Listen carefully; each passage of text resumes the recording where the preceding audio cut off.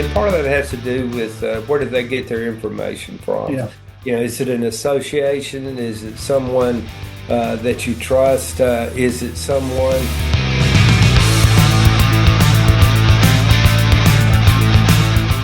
This is Joe Martin, Executive Director of Texas High School Coaches Association. Thank you for joining us today on our podcast. Before we get started, a few updates regarding the spring of 2025. Just reminding you that our 25-26 THSCA membership is available to you on our website. And encourage you to sign up as soon as possible, and don't forget your liability insurance as you do that. Also, coaching school tuition is available on our website currently, and you can go into the portal. You can go to our website and be able to sign up and get your tuition to coaching school, which will be in San Antonio. The Hall of Honor is July the 19th, and coaching school runs July 20 through 22, with a regional meeting being on July the 21st on that Monday, and our general meeting the 22nd. And just reminding you that those two meetings are not the same, and we encourage you to attend both of those meetings, along with the 250 to 270 hours of professional development. We look forward to seeing you at coaching school. The sooner you sign up, the cheaper it is. And providing that you have membership going into coaching school, you'll be set and ready to go coming out of coaching school for the new school year 25-26. As you know, the 89th legislative session started in January. A lot of updates on our website, a lot of things that potentially can impact you, us, all of our coaches and athletics across the state of Texas. So stay tuned to our website. We will be involving updates through SportsU and sending legislative updates as we need you as this session grows beyond vouchers and the UIL bills that are out there. We will be fighting for you in our profession, and we need your help. So stay tuned. When we can get information to you, please respond as soon as possible. Have a great day. This is going to be a great podcast. Hey, coaches, did you know we're now offering shows for all sports? That's right. Whether it's basketball, volleyball, softball, baseball, football, soccer, you name it, we've got you covered. If you're looking for a way to showcase your program, promote your players, and highlight the amazing things happening with your team, our coaches shows are the perfect solution. Plus, our business model lets you or your booster club raise money while building excitement and support for your program. Don't miss the opportunity to take your team's story to the next level. Find out how you can get your very own coaches show. Reach out to Chris at 713-269-4620 today. That's 713-269-4620, because every team deserves the spotlight.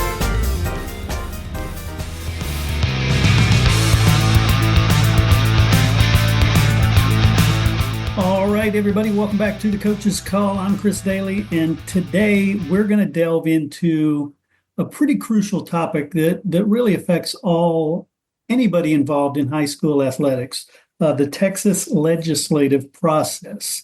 Now, we're currently in the midst of a legislative session, and that's a time when critical decisions are being made that directly affect our schools, our programs, and ultimately the student athletes. THSCA is highly involved in advocating for the issues that matter most to high school athletics, but to truly make a difference, it's essential to understand how the legislative process works, and that's why we've invited Dr. Curtis Culwell, a legislative consultant, to help break it all down. He has extensive experience at the Texas Capitol, and he's going to walk us through everything from how bills become laws to how you, as coaches, can stay informed and get involved. Dr. Culwell, welcome to the show. Thank you, Chris. It's good to see you again, and it's always great to be a part of a podcast or anything that can serve Texas high school coaches. Yeah, definitely. And I appreciate you being here to answer the questions and for the work that you do, because that's the other side of it. We're going to learn about that some too. I've had the opportunity to work with the Coaches Association and Joe Martin and Glenn West and D.W. Rutledge before that. and I can go back to Bailey Marshall as well. But the opportunity to be involved in the profession that I care a great deal about, because I believe it's crucially important to the educational process in our state, and it is unique in our state of how it's structured and the importance and the impact it has on daily academic and athletic and extracurricular activities across our great state and the 1,100 school districts and over 5 million students that are served. Yeah, you mentioned how unique we are, and that's part of the fight is to maintain that uniqueness that we don't become like all the others. Now I'm going to date myself a little bit with this reference, but I'm going to view this kind of like a Schoolhouse Rock, civics class. And so, can you start by explaining what you, as a legislative consultant, what do you do? I'll do that, and I'll try to make sure this didn't turn into Texas Government 101. Yeah.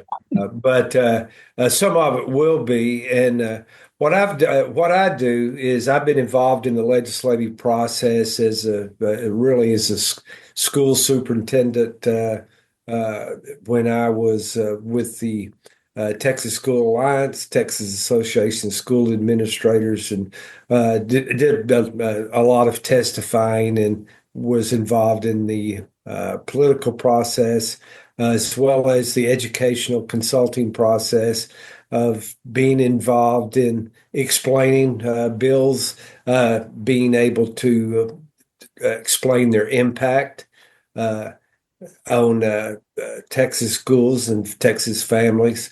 I was involved in that, as I said, when I was a superintendent and was president of the Texas School Alliance twice. I was also on the UIL Legislative Council, and even though the UIL does not lobby as a state agency, being able to testify to various committees about the roles of the UIL and more importantly, the roles of its members, uh, school districts, and how the UIL works, how it's related to the University of Texas, and then how educational policy impacts everything from band contests, debate contests, academic contests, and of course, athletic contests. Definitely. And when people think about the legislative body, they think about congressmen, senators. But if you could, you mentioned lobbying. Explain what a lobbyist is too and what they do. And sometimes lobbyist has a connotation that is maybe not as favorable, but I was a registered lobbyist at one time. I'm not anymore. I just consult, and the Texas High School Coaches Association does have some lobbyists that work for them. And what a lobbyist does, he usually represents interests of certain groups that either want to get a bill passed or a certain public policy decision they want to made, or maybe to see a certain public policy decision not be passed or not be implemented. But many times in the education, and sometimes there's special interests, of course, that lobbyists represent. Many times it's in the educational side.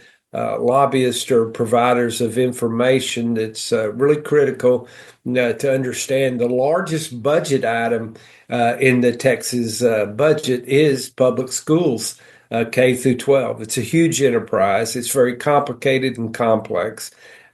So, from an educational lobbyist side, it's many times is from an informative standpoint, but it's also a monitoring function of all the bills that are filed. There are thousands of bills that are filed in every session, and many of them relate to public education.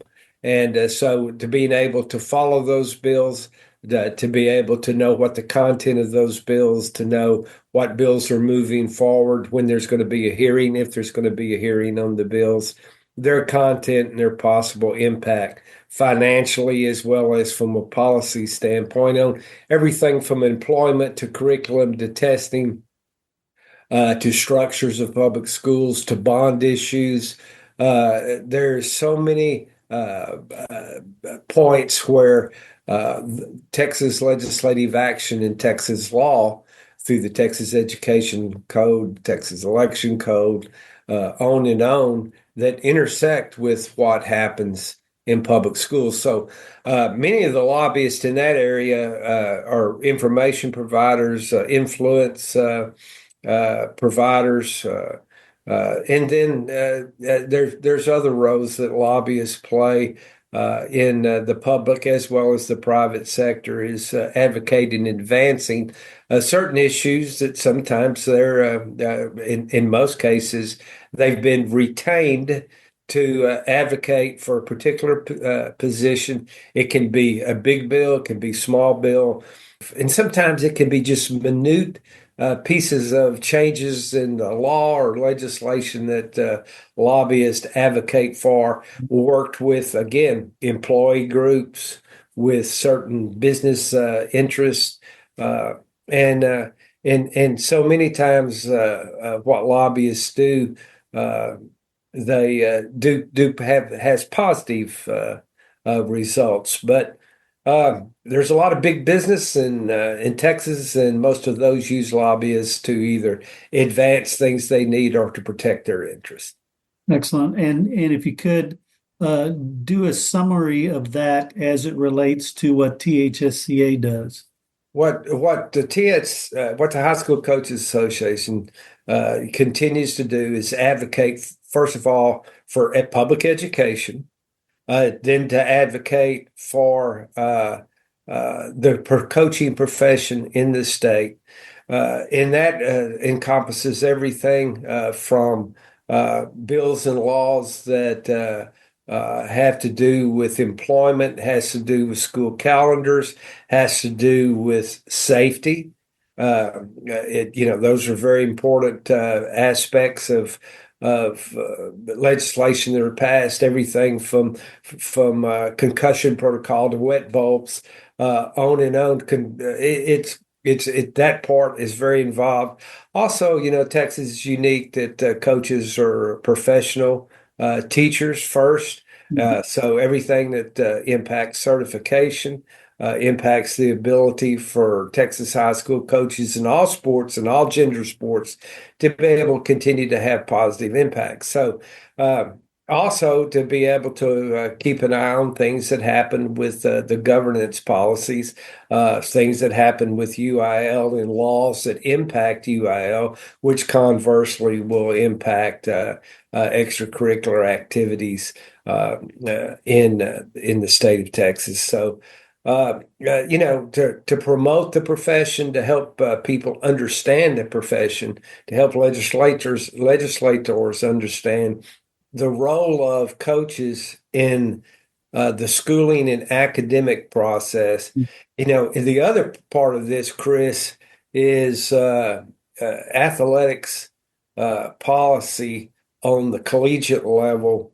With all the changes and everything from transfer portals to NIL to contracts, that's turned that world upside down. So many times things trickle down from the collegiate level into the high school level. So keeping the community sports concept in Texas in the forefront of legislators' understanding of what coaches do and what extracurriculars do and the benefits for communities, and keeping that is because the rich tradition in Texas and why communities love their high school sports is because it's community based. Right. It's a bunch of all-star teams, nothing wrong with all that, but it's the community identity, and it doesn't matter if it's a single high school or a multi-high school district. Mm-hmm. All those districts have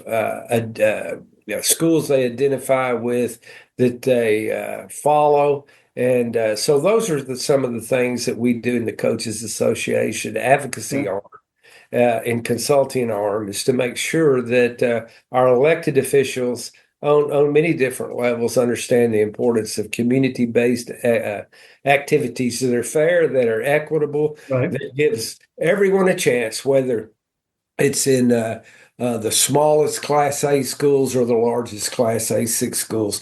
They're all combined and coalesce around the concept of participation, of fair play, of sportsmanship, of life lessons, and being able to be under the influence of women and men that are going to be positive in young people's lives.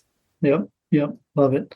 And I know at the offset you had said hopefully this won't turn into a civics course, but but we do want to break down some of these, and let's just kind of skim through them fast on some things. But let's start with the two chambers of Texas legislature. Explain what they are and what are the key differences. Well, first of all, Texas is unique, but in many ways, of course. Yeah. But it's unique is that their legislature meets biannually every 2 years. Yeah. That differentiates itself from the vast majority of the states in the United States and how their legislative bodies work. So you have, just like in most, you have different branches. You have the executive branch with the governor and the lieutenant governor and the attorney general, who are the three statewide elected officials that wield a significant amount of influence. Now, there are other people in that mix too, such as the controller, secretary of state, all things like that. But those are the three significant statewide positions, as well as Texas Supreme Court judges that are elected. The other pieces, of course, is the Texas Senate, which is led by the lieutenant governor. That body, which is, of course, is made up in larger senatorial districts than the 150 House seats Mhm. that are made up in smaller areas all across the state. And those are defined every couple of years through or really every 10 years in redistricting, but that usually takes several times in that redistricting process in the 10-year period clear a number of hurdles. What differentiates the Senate and the House outside of the numbers of those is how they operate. Mhm. The Senate with the lieutenant governor, who's statewide elected, is the second most powerful position in the state, maybe some say the most powerful. And then you have the person that leaves the House of Representatives in Texas, the Speaker of the House, who's elected by the members, Chris. Mhm. And in Texas, that's always a very interesting process because of the makeup of the House in terms of the number of Republicans and the number of Democrats. It's very difficult for a person to get elected Speaker of the House unless they have some bipartisan support. Mhm. And that's been the case the past few sessions. Is the speaker only needs a majority when there's 150 members, and the speaker can vote for himself as well. So it takes 76 votes to become the Speaker of the House. And this, for example, this session, I think there's 62 Republicans. I could be off, Democrats. I could be off one or two there. Mhm. So it only took 14 Republicans to coalesce behind, let's say, a Republican that's wanting to be Speaker of the House. Mhm. And of course, it was a larger coalition than that. But Speaker Burrows from Lubbock, our current Speaker of the House, was elected with some significant Democratic bipartisan support, and so that role is very powerful as well. Nice, nice. And so let's say I have an idea or something that would be a great law. How do I create a bill? Who do I talk to? How does that work? How does a bill make its way through? Well, first of all, the bills are usually formulated during the interim session, and there are a couple of things that go on there. Is once you have an idea, you've got to have somebody that knows how to write a bill, Right. knows how to codify it. that knows how to use the language, and they're lawyers that are good at that. And then there's a lot of lay people that have worked in government and really understand how the codes and the laws work. And then it goes to legislative council for it to be put in the proper format Mhm. and codification and annotation to be a bill. And so once you have the idea and you get that done, you've got to have somebody. Sometimes it's initiated by a legislator, Chris, that has a certain bill that they want to see done. Sometimes it's comes from different people that go to a legislator and say, "Here's a real need in your district," or Mhm. "Here's a real need statewide," and it will take a either a significant piece of legislation or it takes minor tweaks in existing laws. So then you have a bill filing period of time in the Senate, in the House. If you file a bill in the House, you would like a companion bill in the Senate many times. So you have a senator that agrees to either carry the exact same bill or Mhm. a similar bill, or vice versa, send it to the House. Then have a period when that bill is filed, and then after it's filed, you have to get a hearing. You have all the committees that are appointed in the Senate by the Speaker of the Lieutenant Governor. Speaker of the House appoints the committees that operate in the House. The bill is designated to what committee it goes to, and that's the process that begins. Now, thousands of bills are filed, and not every bill is going to get a hearing. Right, right. There is a calendar that we don't necessarily have to go into here, but there are bill filing deadlines, there are time periods when uh, you need to have a bill heard. And as you move toward the end of the legislative session, then you know that at some point, if your bill is not heard by in a committee by the 1st of May, it's going to have a hard time moving through the process. Bills are set and governed by the laws of each Mhm. governing how the House rules, the Senate rules, and the people that govern the calendars in the House Calendars Committee, and the counterpart in the Senate. They're really important because they calendar when bills get heard. The chairman of each committee is really important at that, but the House calendar and the Senate counterpart of when those bills come out of committee, when they're going Right. to be make it to the House floor. So Yeah, that's yeah. a little bit on that process. You mentioned a committee, and committees are super important. If you could explain why they're so influential and what it means to testify in front of a committee, and why that is a big factor. Yeah, yeah, because that's the beginning part of the process.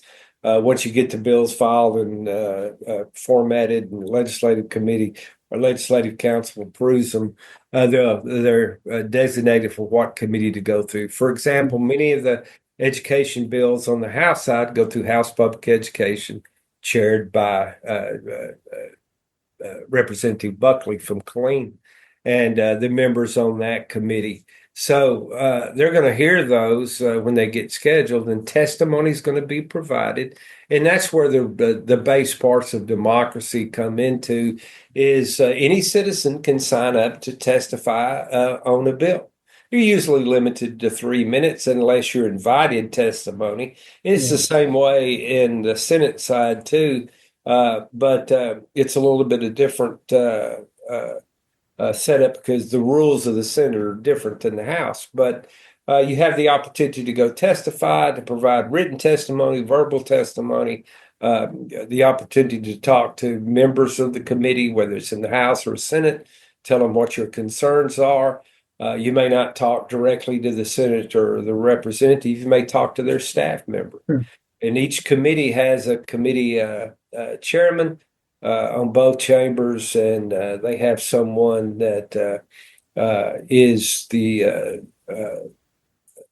main liaison administratively for those committees, and they're very important as well. Excellent. And so So, talking about coaches and how they can get involved, the coaches, the listeners, anybody out there who wants to participate some way in this legislative process, what are the ways they can make their voices heard in this whole thing? Well, one is keeping up with through some of the services the High School Coaches Association provides, as well as education group, and as well as other groups that follow the whole legislative process. One of the easiest ways is to go to Texas Legislative Online, and TLO. It's an app. You can go to the website, and they have a synopsis and bill tracking of every bill that's filed. And when we talk about what lobbyists and what consultants do, they track education bills in our world, Mhm. in bills that have to do with elections that impact bond elections or tax rate elections. So that's one way, is to make sure that, and you can set up categories on TLO that says any bill that has the word UIL or athletics in it, Mhm. for example. And Nice. every bill that contains that will be categorized for the House and the Senate, and you can follow their progress. Uh, Now, some of the bills that have athletics in it may have something completely uh, different from what the function is of high school athletics. It may be college athletics. Got it. It may be youth sports. Some of them pertain to health and safety issues. So that's one of the first ways to do it. But having a professional group and organization that's monitoring the thousands of bills and all the bills that relate to public education. I Mhm. don't have the exact number in front of me, uh, but it's staggering how many bills relate to public education this session. Yeah, and so again, as far as individuals getting their voices heard in this whole equation, uh, what advice would you give somebody who wants to advocate for an issue? I mean, right now, the extent of how I see it is, I can call my senator, call my congressman, I can tweet something, I can post on social media, but what are some more effective ways to do that? Well, direct contact with your representative, and they're going to listen to a constituent first. Mhm. Okay. If they're looking for a certain uh, well-informed viewpoint from someone that's a consultant or a lobbyist on an issue that they may not be familiar with. But uh, one, if you know a bill or a policy viewpoint that's being considered, first of all, in their committee calendars, again on TLO, they're posted every time they have a committee meeting. They're going to have a list of the bills they're going to consider or talk about. So I think that's one of the first steps to take to be informed. Also, then check and see if anyone on the committee is one of your elected representatives. If not, then go ahead and contact your elected representative's office and tell me this is a bill that's being heard in education on the Senate side or the House side, and you have a concern about it, and this is what it is. Always be polite, always be informed and know what you're talking about. And a lot of times you're talking to a staff member that may or may not have in-depth knowledge about what you're talking about. Uh, Written communication, email, anything like that. Of course, in visiting the Capitol and going by the offices is always important. And particularly, again, if you're a constituent and you go to your elected representatives or senator's office, they're gonna welcome you. And what do you recommend someone do if they they may read the text of a bill, not fully understand? Because a lot of times, as you mentioned, it's formatted in a certain way that maybe at first blush it seems to be do one thing and it does something different. How do they determine whether they should be for or against something, Yeah, some, and part of that has to do with where do they get their information from? yeah. Is it an association? Is it someone that you trust? Is it someone that you may know, or are you going online? You always got to be careful there Yeah. about the sources because the social media world is replete with a lot of observations about public policy and bills. And so you have to be careful there about where you get your information from. And it's always, again, to go to the source. Yeah. If you got Chris has a bill and you're not sure what it means, you call their office and say, I don't really, can you explain this to Yeah. me? This is what I think it says. And a lot of times they'll be more than happy to explain their legislation to you. Now, the other piece of this is if you watch the calendars and what committee meetings are, it's all streamed. Mm. Okay, you can watch it all, and you can watch the legislatures when they're in session in the Senate floor or the House floor or the committees. And in most cases, you can watch all of that online. And uh, and many times, if you and a lot of those are cached where you can watch past committee hearings, but a lot of times they'll leave after first reading, they'll leave a bill pending. By that Yeah. means we've heard the bill, we'll leave it pending, and then they'll bring it back up for passage or a committee substitute where the bill's redone. Some processes there, but you can certainly keep up with it that way as well and understand what the content of the bill is and if any changes are going to be made.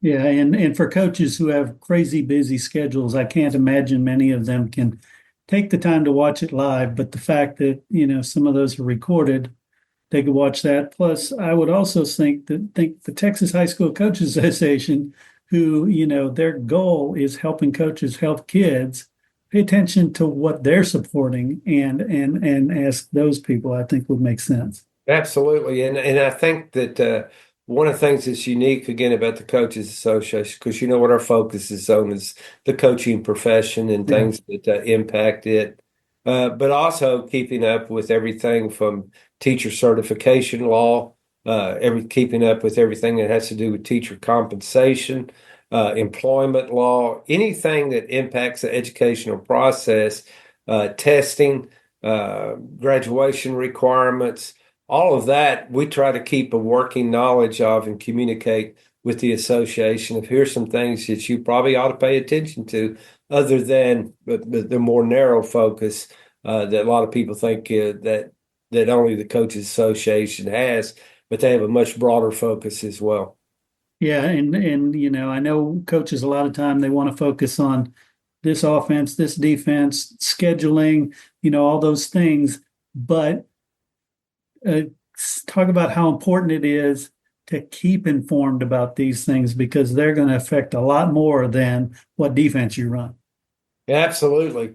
And for example, today in Senate Education, they had several bills that focused on one focused on homeschool students participating in extracurricular activities and what boards have to do regarding taking a position on that, as well as concussion protocol, as well as AED training, as well as officials about having officials have the authority to eject spectators from the game. I mean, there's all manner of Yeah, things that roll through there, and that's why we have to keep doing a legislative session. Yeah, keep an open mind and being able to understand and look at a lot of nuanced bills that may or may not touch what coaches do. definitely. And finally, if you could bring up those apps, those websites, places where people can go to get that information. Yeah, the Texas Legislative Online is the go-to. Okay, There are a number of others. Texas Insider. I don't have all the websites just sure. right here at the tips of my finger, but TLO is one that I use every day. And I also, you look at things that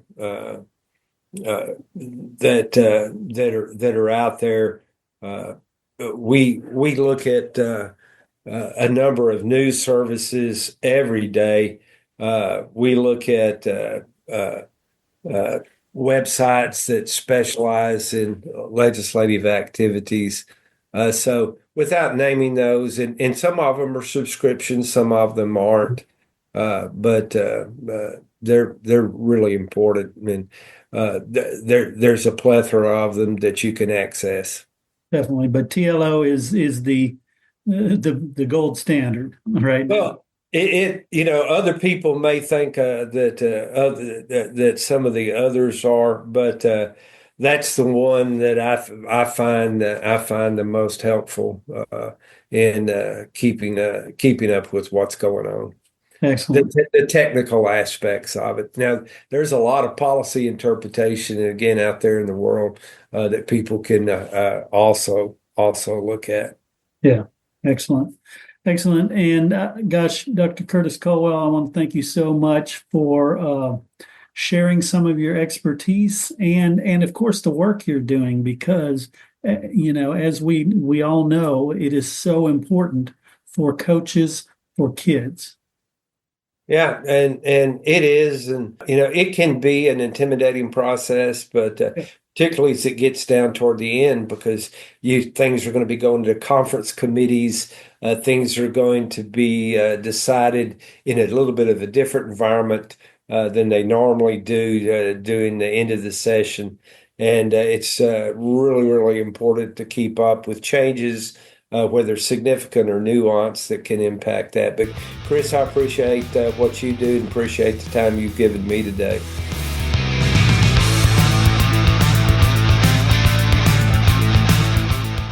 Hey, of course, I want to thank our guest, but I also want to thank you. I want to thank you for giving me what I consider the most valuable thing you can give, your time and your attention. And I know you don't do it to hear me. You do it for the great messages provided by the THSCA. And hey, if you'd like to associate your company with the THSCA and the Coach's Call podcast, limited sponsorship opportunities are available. You can reach out to me, Chris Doelle, 713-269-4620, or head over to my website, freshmediaworks.com. Once again, thank you so much for supporting Texas high school coaches. Please share this show out to everybody you can so that we can help share these important messages. Thanks again, and we'll catch you next time on The Coach's Call. The interviews in this show are brought to you by the Texas High School Coaches Association. THSCA provides to its more than 26,000 members access to the people, events, tools, and resources to help them thrive in the profession, become trusted leaders in their communities, and live balanced and successful lives. The work and sacrifice coaches do every day is vital to the development and success of student athletes. The THSCA supports these efforts. We fight for every coach, provide them with the connections and resources to improve their lives, and help all student athletes throughout the state enjoy lasting success. The mission statement is simply this: to help and serve Texas high school coaches as they work to help and serve student athletes. Helping coaches help kids. For more information on the THSCA, visit www.thsca.com.